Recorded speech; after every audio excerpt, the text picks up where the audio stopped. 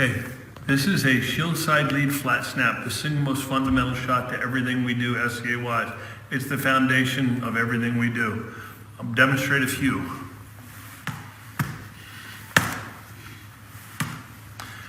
First thing you have to concentrate on when you're doing this is to separate your shoulders. If I keep my shoulders linked, when I throw a shot, my shield arm is going to do this, which gives my opponent a nice healthy opening to rip me apart.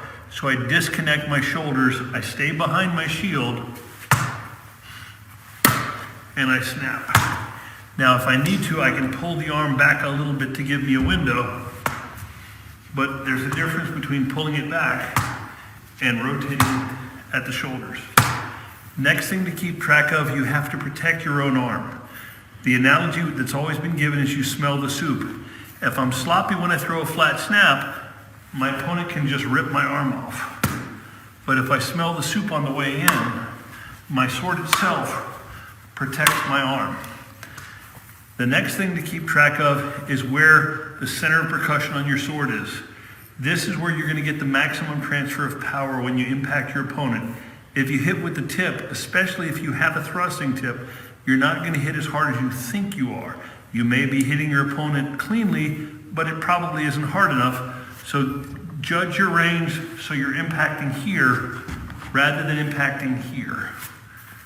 The next thing you have to keep track of is you do not want to death grip your sword. If I death grip my sword, I'm not going to hit with anywhere near as much force as I should, and it's slower and it wears my arm out. When I impact, I loosen my hand like this on impact. It gives me another axis of rotation, makes my shot faster, and helps me impact. I actually use these fingers to steer the shot on impact.